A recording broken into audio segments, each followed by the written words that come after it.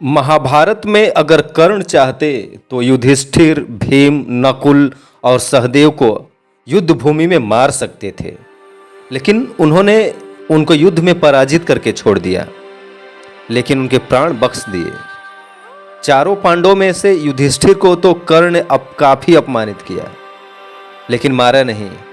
आखिर क्यों कर्ण ने ऐसा किया, जबकि वह उन्हें मार कर युद्ध में कौरवों को कई मायने में बढ़त दिला सकते थे? आइए इस बारे में जानते हैं। महाभारत कथा में कर्ण जैसे महारथी दुर्योधन की कौरव सेना की शान थे। कर्ण धनुर्विद्या में इतने निपुण थे कि पांडव सेना में अर्जुन के अलावा कोई भी उनके बाणों का प्रकोप झेलने में सक्षम नहीं था। यही वजह है कि महाभारत में कर्ण ने एक एक करके भीम, नकुल, सहदेव और युधिष्ठिर को युद्ध भूमि में पराजित किया, लेकिन उनके प्राण नहीं लिए। इनमें से महाराज युधिष्ठिर तो कर्ण को बुरी तरह अपमानित किया था। महाराज युधिष्ठिर को तो कर्ण ने बुरी तरह अपमानित किया था, उन्हें वीरथ ही कर दिया था। और जब घायल युधिष्ठिर दर्द से कराह रहे थे, तब कर्ण युधिष्ठिर के प्राण बख्श दिए। आखिर क्यों कर्ण ने ऐसा किया, जबकि वह उन्हें युद्ध भूमि में मारकर पांडवों को बड़ा नुकसान पहुंचा सकते थे?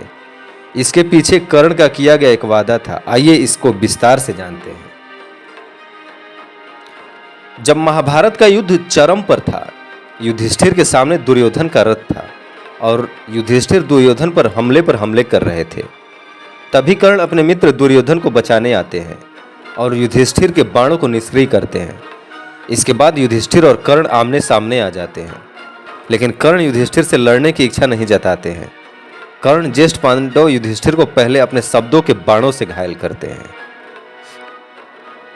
कर्ण युधिष्ठिर से कहते हैं, आप मुझसे युद्ध करने आए हैं, आपको बाण युद्ध के लिए खड़खड़ा रहे हैं या जुआ खेलने के लिए आपके पास से उछल रहे हैं? इस पर युधिष्ठिर कर्ण से कहते हैं, मैं यहाँ युद्ध करने आया हूँ, कर्ण, जुआ खेलने के लिए नहीं। तब कर्ण तिरस्कारपूर्ण हंसते हुए युधिष्ठिर से कहते हैं, क्या फर्क पड़ता है, दोनों में हार जीत होती है और आप तो हारने में माहिर हैं। इस पर युधिष्ठिर झल्ला कर कर्ण से कहते हैं, ये जुआ खेलने की जगह नहीं है जहाँ मेरे हाथ बंधे हुए हैं, ये रणभूमि है और मैं अपने अपमान का जवाब तुम्हें दूंगा कर्ण। तब कर्ण युधिष्ठिर को आईने दिखाते हुए कहते हैं कि आज तो बड़ी हिम्मत की बातें कर रहे हो, लेकिन जब जुए में अपनी पत्नी को दांव पर लगाया था, तब आपका पुरुषार्थ कहाँ सोया था? जाइए, मैं ऐसे कायरों के साथ युद्ध नहीं कर सकता हूँ, मेरे बाणों का हमला झेलने की क्षमता आप में नहीं है। तब आग बबूला होकर युधिष्ठिर कर्ण को सावधान करते हुए हमला बोल देते हैं। इसके बाद युधिष्ठिर और कर्ण के बीच युद्ध शुरू हो जाता है, जिसमें कर्ण युधिष्ठिर को निहत्था कर देते हैं, उनके रथ की ध्वजा मुकुट को भी तोड़ देते हैं। कर्ण के बाणों से युधिष्ठिर घायल हो जाते हैं। तब कर्ण युधिष्ठिर के प्राण लेने की अपनी शक्तिशाली बाण छोड़ने की तैयारी करते हैं। तभी उन्हें कुंती से किया हुआ वादा याद आ जाता है और वह युधिष्ठिर के रथ के पास बाण छोड़ते हैं, जिससे धमाका होता है और युधिष्ठिर का रथ तहस नहस हो जाता है। इसके बाद युधिष्ठिर को रणभूमि से सियूर में ले जाया जाता है।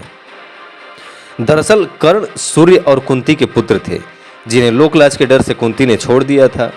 लेकिन महाभारत युद्ध से पहले कुंती को कर्ण ने वादा किया था कि इस युद्ध में आपके 5 पुत्र बचेंगे। कर्ण का वादा था कि वह युधिष्ठिर, भीम, नकुल और सहदेव को नहीं मारेंगे, बस अर्जुन और उनके बीच युद्ध होगा, जिसमें से कोई एक ही पुत्र बचेगा। यही वादा कर्ण को याद आ गया था, इसलिए उन्होंने युधिष्ठिर की जान बख्श दी।